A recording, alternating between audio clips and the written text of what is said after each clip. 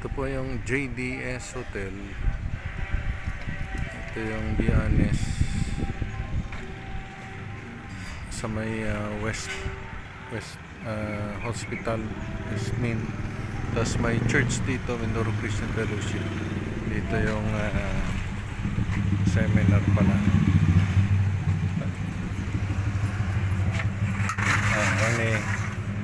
Dito.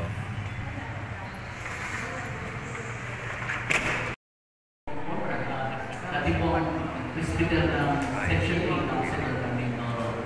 Para po, welcome niyo po tayo. Bigyan po natin magbigay ng panalangin para po patumayan sa Bible. Let's welcome Reverend James Gallo.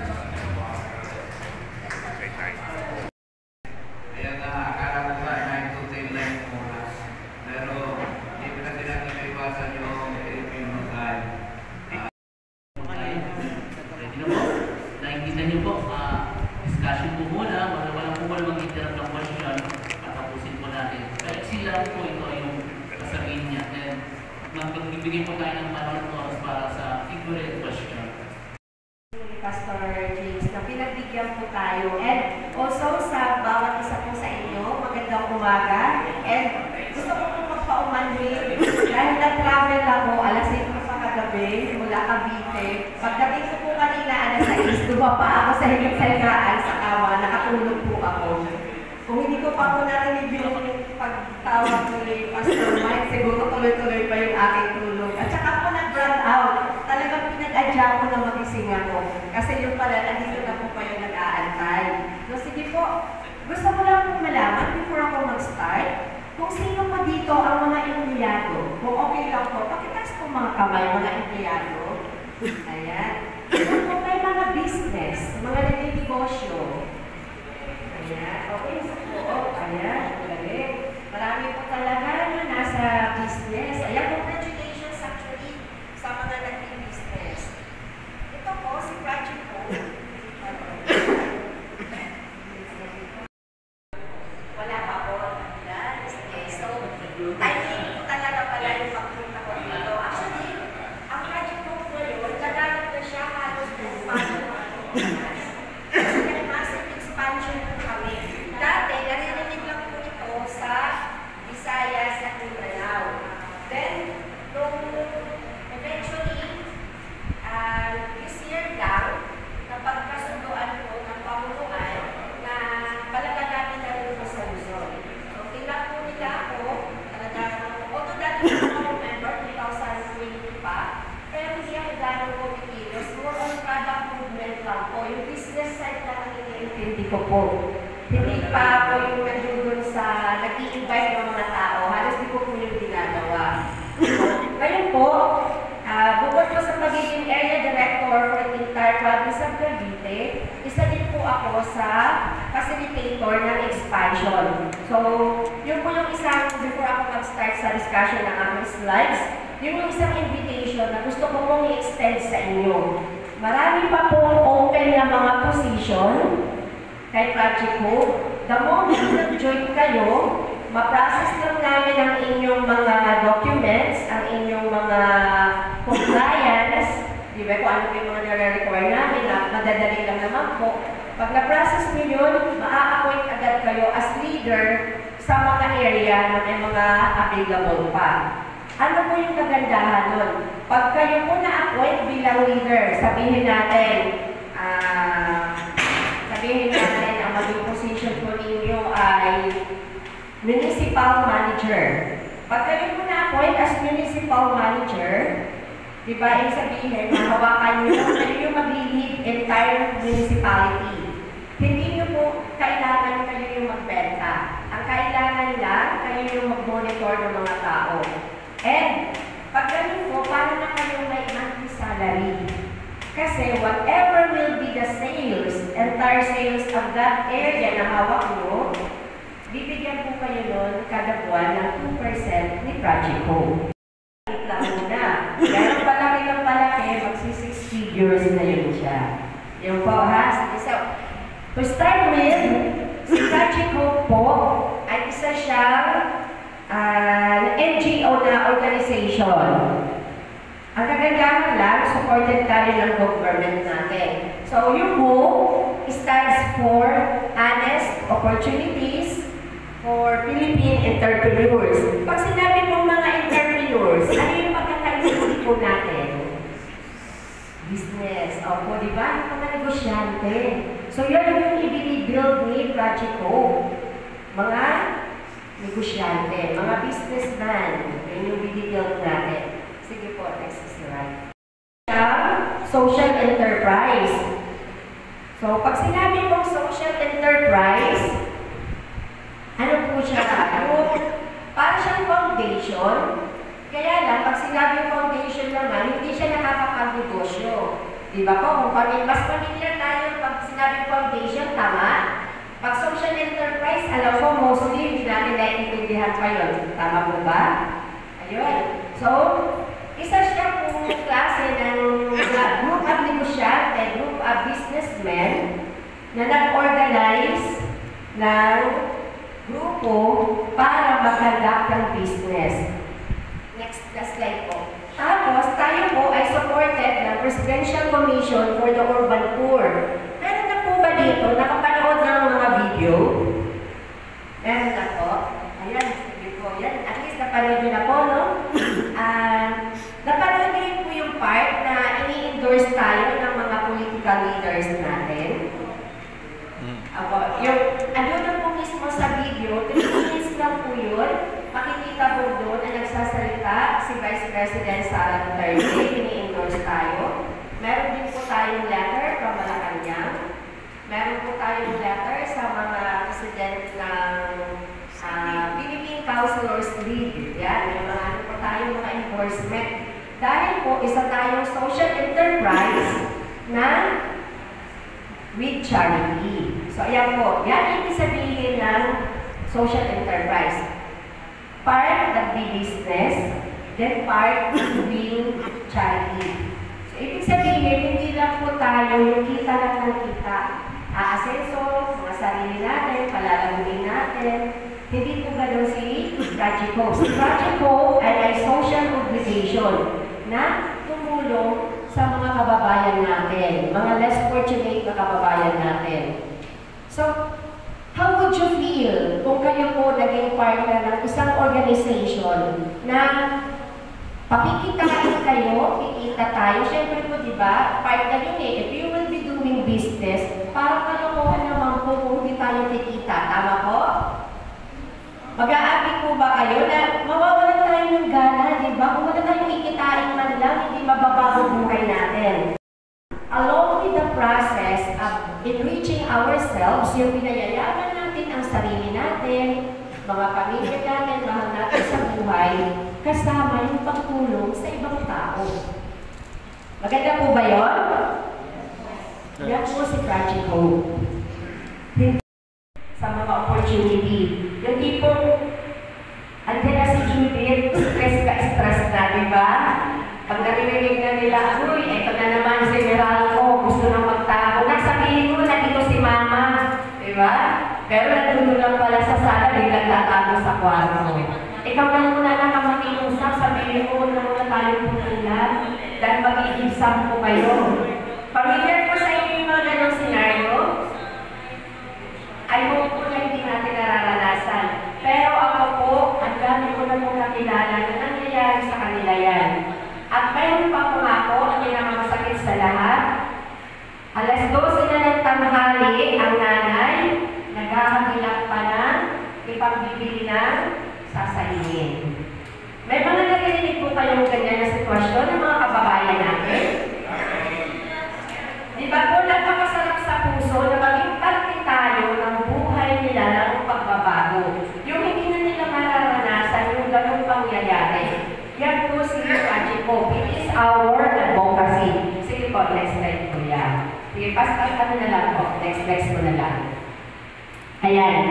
So, yan. Ayan po yung principle na gusto po nating isang pabuhay. Diba? Ang sabi po dyan, diba? Chinese proverbs po ito, at alam ko nasa scripture din po ito, give a man a fish and you feed him for a day, But teach a man how to fish, and he will live for a lifetime. Pamilyar po ba kayo sa saying na ito? Ma'am, para po sa inyo, ano po kaya ang ibig sabihin? Mga tao na kumbitan sa kanyang sarili ng paghihirap. Huwag mo siya hayaan na bigyan mo na lang subukan mo na siya.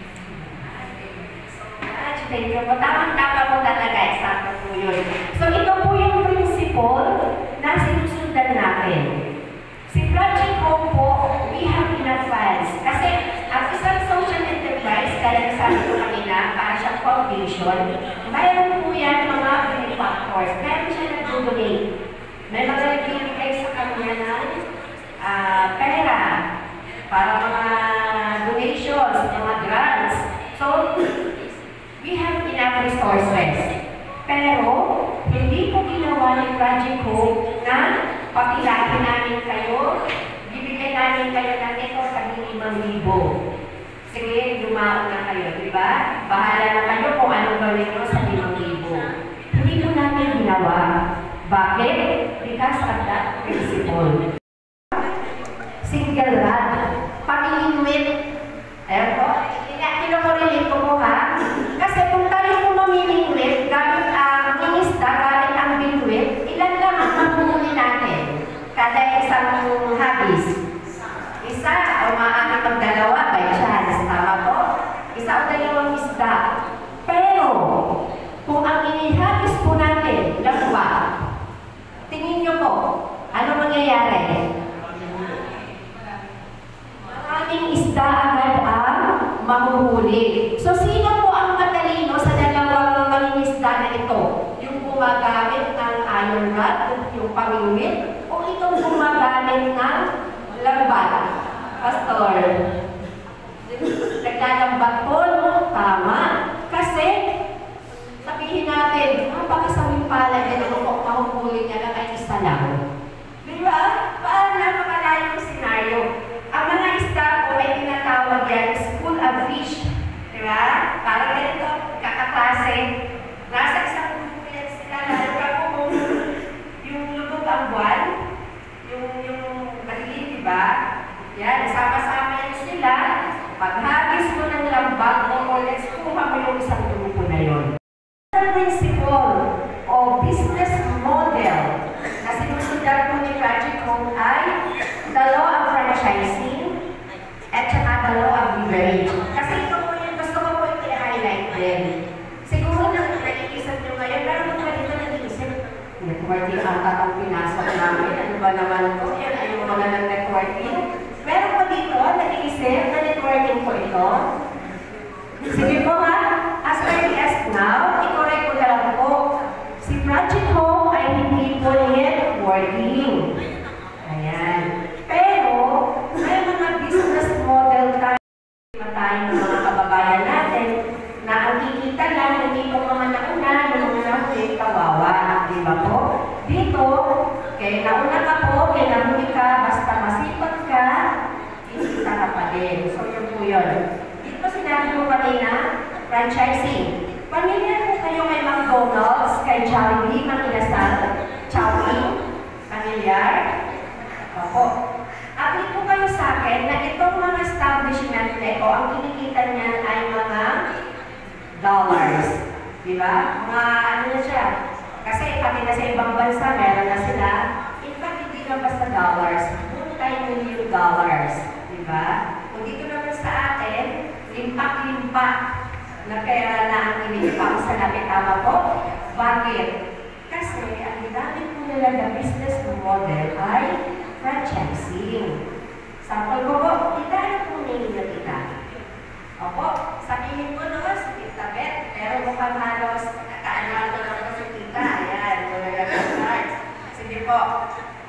Kunyari, siya, ano pa pakita lang, gusto ko po makita na yung video sa gagdahan. Kunyari si Tita Beth ay isang multi-millionaire. Wow, di ba po? And hindi na po yan. Si Tita Beth, sabihin natin siya may-ari ng Jollibee. Nung nagsisimula siya, maaaring hindi pa siya ganun ka, laki ang kinikita. Pero dahil napagkamadali, hindi ko siya kinikita Beth. Naaral franchising at ang law of leverage. Ang ginawa niya, ang in-apply niya, ano po ibig sabihin? Behind the principle ng franchising at the law of leverage, sasaan ko doon tinuturo na, paramihin mo ang sarili mo into as many people as you can. Or, kung baga sa negosyo, mag-create ka ng mga branches. Tama po? Kasi kung isa lang ang branch mo, tingin mo po kaya mo po kumita ng 10 million agad sa isang buwan. Diba? Di ba hindi po, no? Maaari ang tikain niya lang, oo, mag-million, 1 million. Pero, hanggang ganun lang, di ba tama po?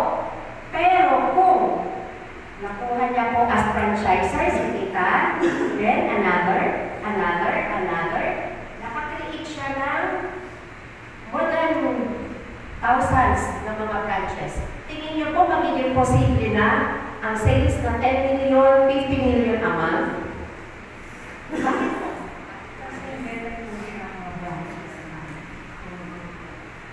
Panakukunan. Tama po? Ayun. Nakuha po ni tita. Saka po ito po tita. Ang principle po ng franchising ay gano'n. Yes. Tapos, itong mga branches, meron yung tinatawag na royalty-free obligation. Kanino mapupunta yung royalty? Kay ikabet or sa main office o head office. Bakit? Bakit ito kaya?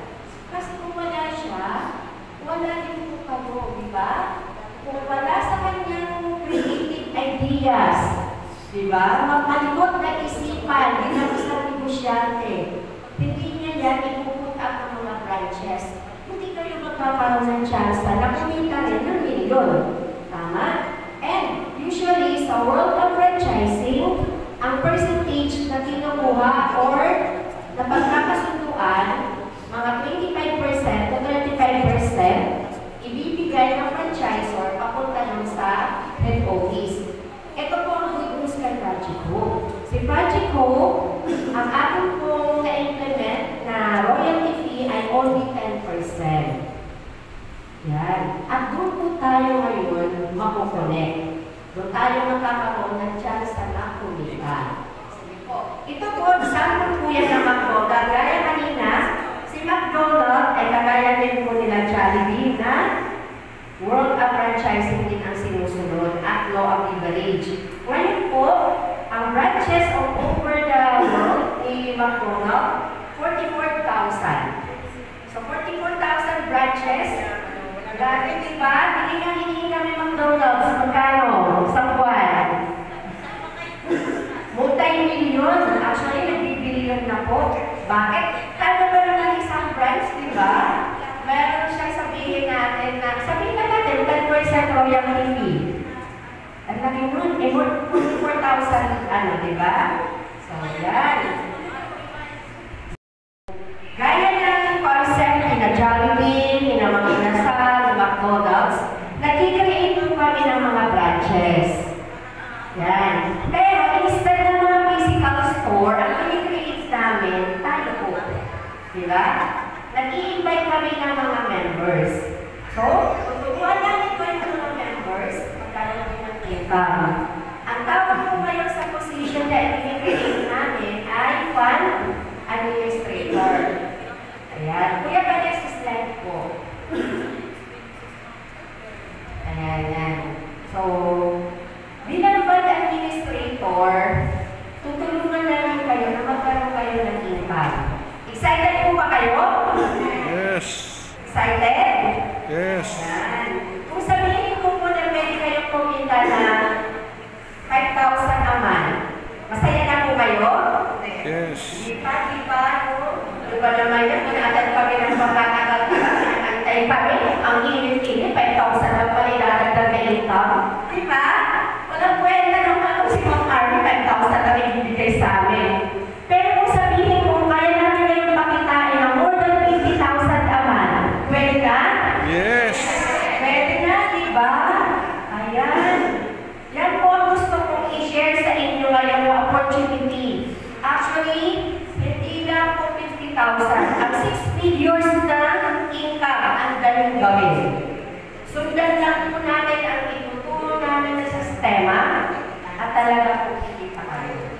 Ako nag naman ito, nabudol na naman ako, sabi ko Kastilan.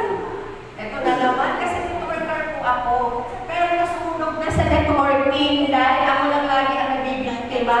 Ang mga product ko, pinapahiram ko ng pinapahiram, walang bumabalik. Therefore, losses ang nangyayari. Tama po? Kawawa, Inday. Ito na naman, nilalapitan na naman, nire-recruit, ini-invite. So, ayoko na po talagang pumatol. Nagkataon ko na nakuha nila yung interest ko kasi into ano na rin po ako empleyado po, ito ko na po as of now, I am still an employee. Empleyado pa po ako, kaya tinanong ko kanila rito mga empleyado. Ginagawa ko lang po siya part-time. Ang nakakatuwa, itong part-time ko, sinalo yung kita ng aking employment. So, tinuloy-tuloy ko po. Isa, court stenographer. Sino may idea? Stenographer. Oo, sa court. Kung may nakikita kayo sa mga pelikula na may nagtatay doon, o may nagsusulat, yan po yung trabaho at yung lingkod. Until now, hindi po ako pinayagang mag-resign ng judge ko. Kinausap niya ako. I-manage ko lang yung time ko. Kung kailangan ko mag-leave, pag may biyahe ako, mag-leave na lang ako. Huwag ko lang siyang iiwan. Sabi niya, accept kita. Diba nakakatapa ko ng puso? Kasi pwede akong pagyayabang, 28 years in service na po ako. Isa po akong licensed teacher. Then nag-aaral ako ng law. Nagkataon po na nagsunod-sunod ang mga anak, hindi natapos si law. Yun po, di ba? Iba ang natapos. Pagpaparami ng anak kami na si Kaso. Yun po yun, napunta ako sa kote. So, kahit pa paano kung tutusin, komportable na po yung pamumuhay ko. Kaya lang, lagi po ang nangyayari, pag may lumapit sa akin, kasi po ano yung puso ko soft-hearted po ako. Pag nilalapitan ako, di po hihiraman mo ako, o hihingi ka sa akin ng tulong. Pag hindi kita mabigyan ng tulong, pag alis mo, iiyak ako. Ako yung ganun tao. Hindi ako nagiging masaya na aalis ka sa harapan ko na wala akong naiakot sa'yo. Natutulong po ang puso ko nun. So every time nag-pray ako, lagi ko kong dinadasal sa Panginoon na gamitin mo akong instrument para mas makatulong ako sa marami. Kasi alam ko kung may kakayanan ako kung may tested ko na po ang kakayanan ko sa sales. Ang una ko kung naging networking ay yung Forever Living product. Sino dito mga taga Forever Living? Nakita-kita. Ayan. Di ba po? Maganda po talaga Forever Living. Ang mga sumunod na lang ang hindi maganda. Sabi ko nga po, kung ano yung mga kaalaman na meron ako ngayon pagdating sa sales, Forever Living po yun. Yan. Magaling ako magbenta. Kahit ano yung pagbenta mo sa akin, pag may dala akong product, lumabas ako ng bahay, umuwi ako, wala na akong bitbit. Ganon ako. Kasi sinabi, huwag kang titingin sa akin, kundi akin ka. Ganon ko yung joke sa akin. Kasi talaga magaling ako magbenta. So, may magnet ako sa ganon. So, ang ginawa ko po, nag-business din ako. Hindi na ako nag-network. Nang-employ na lang ako, tinuloy-tuloy ko po pag-employ ko. At the same time, nag-business ako ng mga beauty product, nagpapagalaw ako. Nang mga kasama ko sa project ko, ma'am, hindi mo ito dito kailangan mag-recruit. Alam mo na po yung recruit. Sunod na ako dyan Diba? Magkukonvince ka. Nakikita, hindi ka payayabanin. Ano mo ito na gano'n? Kasi sa networking, hindi nangyari. Tama po? Sino dito mga pinakakuha ng gano'n? Marami po, di ba? Sa kita tawa-tawa. Yan, alam ko. Power, payaman. Ganon, di ba? Ganon po ang mga usapan sa networking. Pagkakaganon na lang pa, wala namang pagyayari po, di ba? Nakuha po nila ako kasi negosyo totoo. Paano po? Biniskas sa akin, tita, may mga product po kami. Yun po, kung gusto nyo pa rin, di ba? May product naman na yun isa kayo lang. O talaga, ano sabon? Ano mga product yan? Baka naman yung magandang quality. Sabi ko, siyempre tayo, di ba? Nagbibenta tayo. Kailangan naman, hindi tayo makakahiya. Kasi yung dinadala kong product, talagang maganda ang quality. Ang gumagawa, ISO certified ba naman So, tapos nagagalit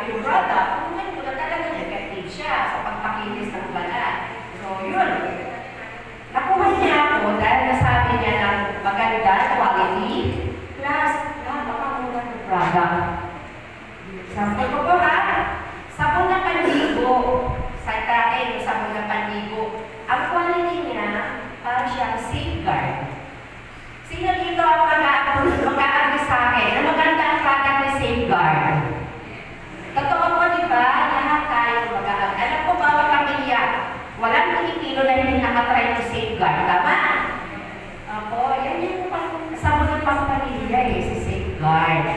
Bawat tahanan, actually halos may safeguard. Ganyan po sila si safeguard. At yung ating sabon, hindi nalalayo ang quality na safeguard. Pero ang bintahe, ano po, napakamura. Sample ko ha, ang sabon natin, 135 grams, only 90 pesos. Diba? Ang safeguard, pag binili natin kay Pure Gold, pag binili natin kay supermarket, magkano na po? Ha? 35? Maliliit pa po yan, di ba po? Ang 115 grams na safeguard, ang halaga po ay 47 pesos. Ayan, around 46 to 47. Kano? 55. Tama po dito. So, ganun siya kamahal. See? Product ni Project Hope, 19 pesos. Kung tayo po magninegosyo, anong gusto ninyong ibenta? Si Safeguard o ang product ni Project Hope? Project Hope. Product ni Project Hope. Bakit? Ibig sabihin, malaki yung magiging markup mo. Diba? From a businessman's perspective. Diba? Pananaw ng isang negosyante. Dito ako. Maaaring hindi pa ito kilala, pero pwede mo naman itong ipakilala eh. Tama?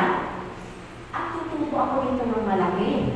Sabihin pa natin, makuha mo yun mula sa pag-orderan mo nila Pastor Mike o kay Sir James ng 20. Mabenta mo ng 50. Magkano tubo mo? 20 pesos sa isang perasong sabon. So yan po yun. Doon nila ako nakuha. Then, nung inaaral ko na ang business, nag-order na ako ng product, nakikita nila na hindi ako nag-aaral ng mga training. Wala akong ganun eh, kasi nga ko na yung mga ganito. Sabi ko, masaya na ako, magbagsakan ako ng product, kahit ano yan, basta may nakikitain ako. Yun na lang, madaling usapan. Sige kita, gawin niyo po yan. Pero yung isang national director namin, nagkataong kababayan ko, Tacloban, isa din Waray-Waray, survivor ng Yolanda. Ano yun yung Yolanda? So yun, nag-start pala siya kay Project Hope, 18 years old lang. Alam mo, pinakita niya sa akin ang kanyang sasakyan, Montero Sports. At that time, siguro 20 years old na po siya, Pastor. At that time, itong si Coach Jared, isa sa national director ni Project Hope. Hindi siya nakatapos mag-aral. Ilan na po ang bahay niya? 3. Tapos, pinag-ikanyaran yung kanyang mga na-save up. So, kung kayo po yung nasa lagay ko, hindi ba kayo ma-impress? Di ba po nakaka-impress? At kung na ako nag-interest, ano yung ginawa ko? Basta yung mga networking, turuan mo ako kung paano ba nagkaroon ng ganyang income. Sabi niya, sige tita, ipapasok kita sa program na kung saan magiging katuwang ka namin sa expansion. Yun po yung nangyayari. Kaya po kami nandito ngayon kasi open po ang mga position ng fund administrators sa iba't ibang parte ng Pilipinas. Dito po sa Mindoro, marami pa po position na pwede po ninyong applyan. Kaya lang, kailangan po muna pumasok kayo as fund administrator. Para tayong mga empleyado, somehow, yung Project Hope, di ba sabi ko nga kanina, kasi meron na tayong monthly salary eh. Kaya lang, hindi siya fixed. Percentage po siya. Yung sinabi ko kanina na 2%. Ayan. Ito po yun. Diba? Ang kagandahan ng isang fund administrator, una, parang kanina yung sinabi kong example ni Pangolo at nila Charlie, you have the right or you are entitled now to create your own team bilang fund administrator. Sabihin, gamit ang dalawang principle, pwede kang mag-invite ng mga kagaya mo rin. Pero dito po ha, pwede lang, direct lang. Wala tayong mga left, walang right, walang infinity, mga gano'n, wala. Ano lang po, direct lang. Ano po? Ako, diba, leader na bilang participant ng expansion, pwede rin ako mag-invite. So, na-invite ko si Tita. Nag-join si Tita, whatever will be her income, 10% doon, kanina mapupunta sa akin. Ang tawag ko doon, royalty fee. Bakit? Kasi kung wala naman po ako, hindi malalaman ni Tita, itong opportunity na to. Tama? So, siya, tuturuan din namin siya. Ganun din ang gagawin niya. She will also duplicate herself. Mag-duplicate na siya. Mag-i-invite siya ngayon ng ibang mga fund administrator. Kasi yung gustong mag-join. I-invite niya. Kung magkano niya maging income nun, 10% din ang pupunta sa kanya. Ang entitled lang siya mga direct lang ha. Hindi ka po yung natawag-galay. Wala na po gano'n. Tapos, paano po ito mangyayari? Ganito. Bawat pumapasok na fund administrator, tutulungan namin kayo ngayon na mag-negosyo. Doon papasok yung income. Di ba po? Kaya lang natin po makita yung kita. Kasi tuturuan namin siya eh. Tulungan namin siya magkaroon ng produkto, mga product ni Project Go, yung tinatawag na factory pricing, mga mura lang. Then, ang gagawin niya po, tuturuan namin siya na magkaroon ng mga resellers. So, yan po yung, nakikita niyo na po yung cycle. Ikaw, bilang fund administrator, hindi po mismo ikaw ang magbebenta. Ang gagawin mo ngayon, kukuha ako ng mga resellers. Ninyo as, let's say, pumasok kayo kay Project Go, ang naibigay sa inyong position, Division Director. Kasi may mga Division Director eh. Pag sinabing Division Director, ilang municipality ang hawak mo nun. Kung ikaw lang ang magbebenta sa lahat ng mga municipality na yan, ako tatanda ka po agad sa pagod. Tama po? Ang gagawin namin ngayon, tuturuan ka namin, hahati-hatiin natin yung division into district. Yung parang hinahati-hati natin yung mga area. At bawat area na sakop mo, maglalagay tayo ng leader. Okay? Sample natin. Si Tita, Division Director. Bawat isang division, hinahati namin into 4 districts. So, kailangan na ngayon ng 4 na district leader. Kanyari po ito po sila, si Ma'am, sila Sir, si Ma'am po. Sila yung 4 na district director. Tama po? Nasusundan niyo po yung takbo. So, silang 4, district director. Ang district po ay nakakati naman ngayon sa mga municipality. So, let's say, isang district ni Tita may 5 munisipyo. Diba? Sabihin natin 5 munisipyo. Ang gagawin po ngayon ni Tita, kukuha din siya ng mga barangay managers. Kasi, tinutulungan ko natin yan. Kami po ang nag-a-assign ng mga area. Nag-a-identify. Sabihin po natin, isang barangay, kunyari, ano ba yung pinaka-barangay dito na maraming populasyon? Mamuya. San Jose kayo na municipality. Yan, municipality. Pag-asa po, pinakamalaki barangay. Ilan po ang barangay meron ito? 47. 47. Barangay. 39. Sige. Sige. Ang gagawin natin ngayon, di ba kaya mo district na mga leaders? Hihingi ang nagtulong sa inyo si Tita, pati kami, kasi pag-coordinate kami sa inyo, na kumuha kayo ng gagawin natin ng mga barangay managers. Diba?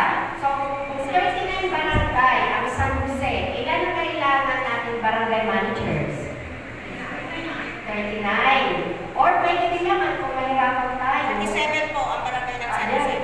Sige, pagiging po. Kung mahirapan tayo, kumuha na 27 na tayo, pwede nga isang kulang muna. Hanggang mag-a-appoint tayo sa kanya ng mga 5 barangay o 10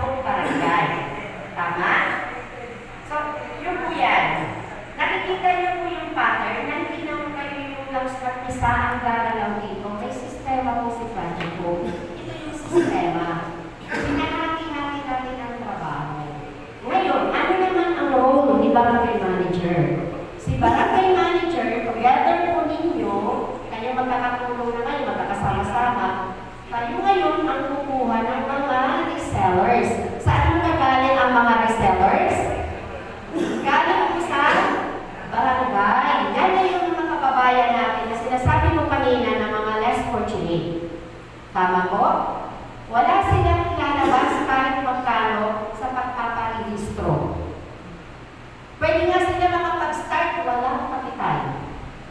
May tinuturo po kami sa sistema, wala silang kapital kahit piso. Pwede po. Pero ako po, may na-discover din ako, mas madali. Kahit 100 pesos, pwede ko po turuan ng simula. Paniwala po ba kayo ngayon? 100 pesos, makakapag-business na? Diba? Pero, ano lang ang mabibili kung tayo magtitinda ron? Pupunta pa ng tindahan, 100 na puhunan mo, ano na ang maaaring itinda? Malamig na tubig. As case, kukulang ang 100, tama? Diba? Rapper pa lang, wala na. Diba? Oo. Ilang piraso ka is candy lang. Isang flavor. Baka po nasa 20 pagkaraso lang. Ganito po.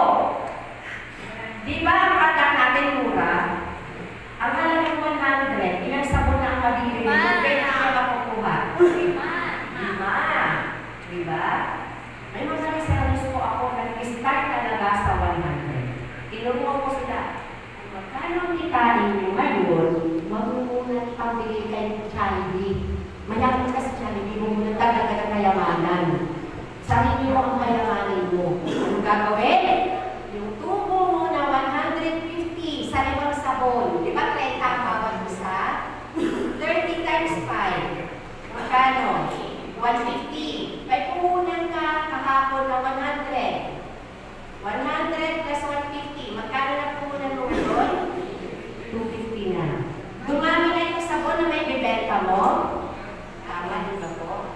So, kung hindi mo ginagalaw yung tubo mo, araw-araw nadadagdagan ang iyong kapital. Alam niyo po ba, may mga resellers na ako ngayon na ang kapital nila lagpas na 10,000. Kapital lang yun, ha?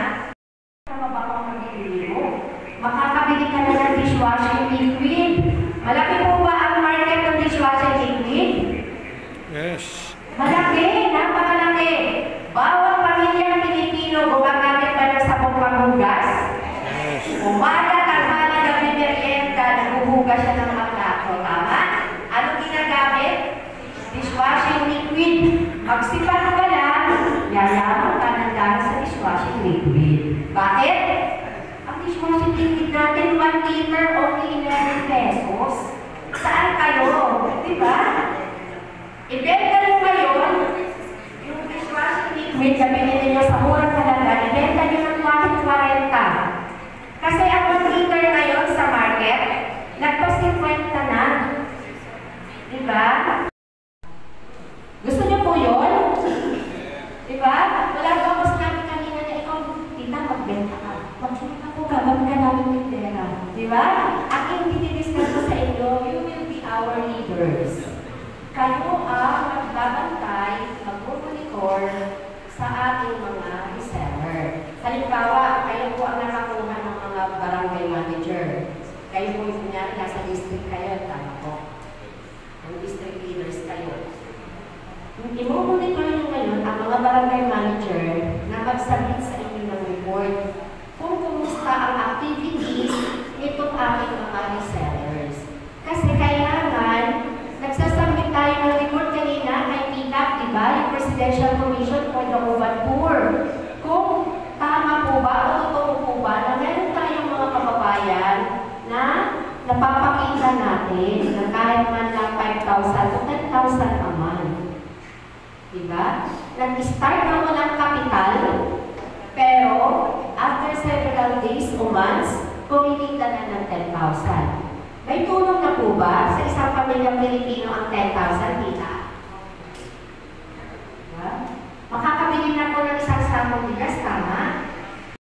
babayaran namin dyan. Makalat lang kami sa upuan namin. Wala kami ganyang mag-registro.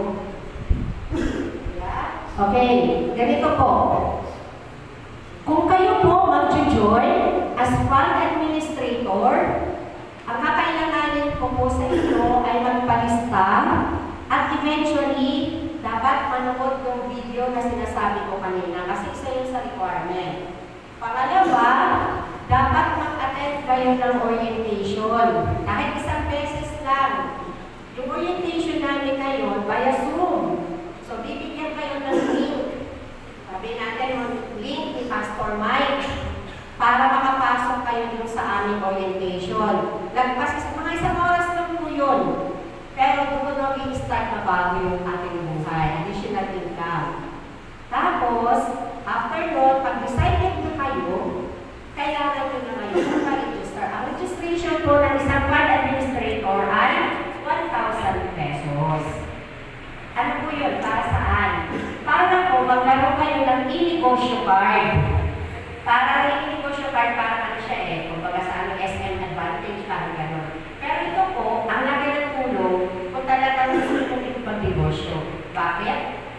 Dahil kung kayo e-negosyo card, makakabili na kayo ng mga produkto in factory price. Yung kanina na 19 pesos, sabon na 1,000, beauty soap, 19 pesos, dishwashing, 11 pesos. Pag hindi po kayo nag-avail ng e-negosyo card, hindi ko makikili ng ganong kamura yung mga produkto. Meron po tayo mga gadget na, may laptop, may cellphone, may bigas, dilata. Alam niyo po ang maling?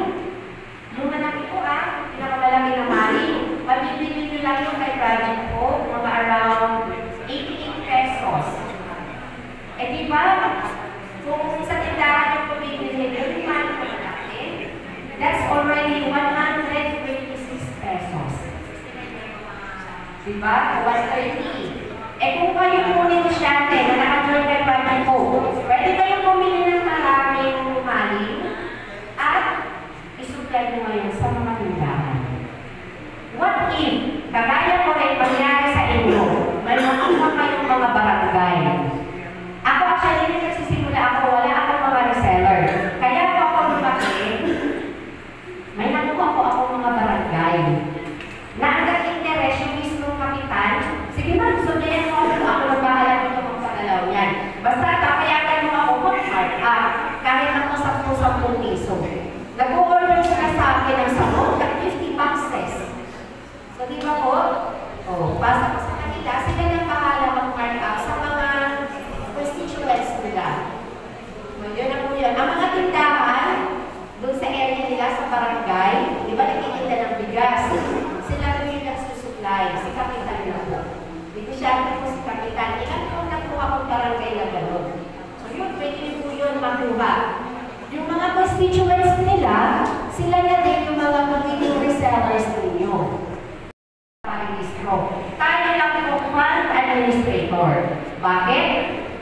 Aside sa murang product, another na pwede po namin ibigay sa inyo ay libre sasakyan. Gusto niyo po yun? Yes! Libre sasakyan. Bahay at lupa. Cash na 1.5. Yes! Pag nasa naka 3 years na kayo, palkajin mo. Or, kung hindi man kayo umabot ng 3 years, basta sipakan nyo, makita nyo yung project home na defeated kayo, makukuha nyo ang incentive. Ako ngayon, I'm very proud to say, na hindi lang ako sa team ko ang qualifier ng car incentive, free car incentive. Announce ko na po, si Pastor Mike, si Sir Jimson, taga dito po yan, kababayan nyo. They are qualifier for free car incentive. Tanungin mo kung kailan sila nag-join. Kailan po? Last 2 weeks pa lang. 2 weeks ago lang. Saan kayo makakakita ng isang company organization na kaya magbigay ng ganyan incentive? Sa halagang 1,000 pesos. Tama? Kasi di ba sabi ko kanina, may pondo si Project Boom. Bilang namin pinagigay ng basta-basta. You have to work for it. Pinasok ko po sila Pastor Mike, sila Sir Jim. Ako po ang nag-validate. Ako yung vendor po ito. Hindi ito mga pipitsugin lang na mga magbebenta. May grupo po ito. Pag ito na ipinasok natin at pinakwalify natin sa car incentive, kahit bago pa lang, alam ko po kaya nila makatulong sa expansion natin. So yun. Pag kayo nag-join, next year, pwede po kayong maging qualifier. Ako po, twice na ako naging qualifier ng free car incentive. Last year, hindi ko siya in-avail. Pero ngayong taon, i-a-avail ko po. Ang offer ko na sasakyan ngayon ay yung Isuzu D-Max. Pero ang gusto ng husband ko, yung Ford Accord namin, magdadagdag na lang kami ng konting halaga. So yun, ang halaga po ng sasakyan na pinamimigay ni Project Hope, hindi mababa ng 1.5 million. Gusto niyo po yun? Yes. Trabahuin niyo po. Join po kayo, aralin niyo ang sistema. Sige.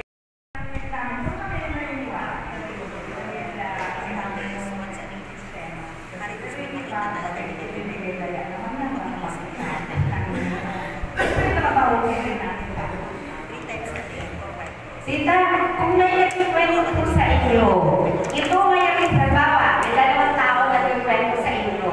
Ito po ay resulta. Kasi ginawa niya ang project, di ba? Ginawa niya yung tinuturo, nagka-resulta. Ito, wala namang alam kung kay project po. Negative lang po. Isa po lang po kita, negative na tao. Minanamo ang iyong pangarap. Kanino ka mas naniniwala? Doon sa may alam o sa wala? Doon sa may alam. Yun, ako po mismo nasa harapan niya. Narinig ko na po kung magkano kinikita ko. Sabi mo nga kanina, bilang empleyado sa Supreme Court po ang employer ko. Isa kami sa government agency na pinakamalaki ang allowances. So, repeat ko na po, bilang student of pay, pinag-stop po ako ng halos 100,000 a month. So, imagine niyo po, kung magkano kinikita ko ngayon kay Project ko, hindi ba sinabi ko na mas malaki? So, yun po yung pumapasok sa akin sa ulang. Kung hindi ako naniwala noon sa explanation ni Coach Jared, tingin niyo po ba, meron ako ngayon 6 figure na dagdag income? Tingin niyo po ba, may sasakyan ako ngayon na free? Diba? Inaantay na lang ang license ko. Kasi hindi po ako marunong mag-drive. Siyempre, hindi ako kumukuha ng license. Number 1 requirement, kung gusto niyo mag-qualify, dapat may driver's license kayo. Tapos, kahit pa paano, marunong kayong mag-drive. Senior citizen, marami po kami kasama senior citizen. Sa totoo lang po, meron nga po akong kasama ngayon, direct po, nasa US. May direct ako, nasa Qatar. Pero, kasi di ba yung mga nasa abroad, may mga kamag-anak na dito sa Pilipinas, pinapadyo nila. Sige, saan kayo dyan? Naiintindihan ko yan. Dito po sa ibang bansa, ako magbabayad ng registration fee mo. Galaw lang kayo dyan. Magbenta-benta kayo na bago, hindi na sila magbebenta. Kukuha lang po sila ng mga resellers. Tapos, kayo ang magsusupply ng product sa mga reseller. Marami na kayo sa isang lugar, naglalagay na po kami ng product warehouse. Announce ko na rin po, ang magiging product warehouse na natin dito ay si Sir Jim at saka si Pastor Mike. So, sa kanila po kayo makakabili ng product. Ito pa po ang ginagawa namin, kaya kami may mga barangay at mga barangay manager. Tama po? Ang mga barangay manager, lalagyan din namin yan ng mga produkto sa bawat nilang barangay. Bakit? Para ang mga resellers, sa kanila na pupunta pag kailangan nila ng product. Di na sila magbabayad ng shipping fee.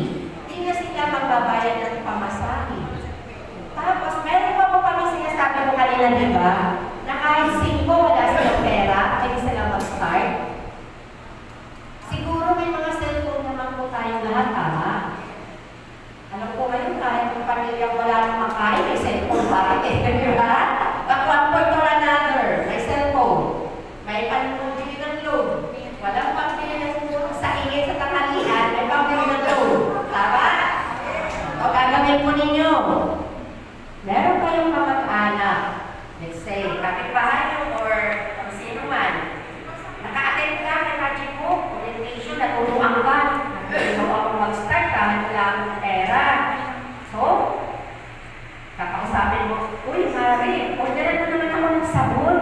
Maganda to, pero hindi mo pa nga na-try, hindi mo pa nga lang nakita. Pero na-convince ka, nakikita ka. Hanap po kayo ng mga manufacturing website. Hanap kayo dito na nagsusupply ng bigas. Ikalagin nyo kung sino ang supplier ng bigas sa Mindoro. Hanapin nyo yan. Naghahanap si Project po ng supplier ng bigas. Para dito na po magagaling ang bigas. Hindi na magagaling sa ibang area. May ID ka na dyan, may ID. Yan, ito yung mga kasama namin na mag-join. Ito yung sa akin. Yan. Ayan po yun. Para matulungan natin natang mga kababayan. Yes, yes. So ito yung ating kasamahan, si Sir Jimson Salazar. Jimson Salazar sa Mapaya. So yung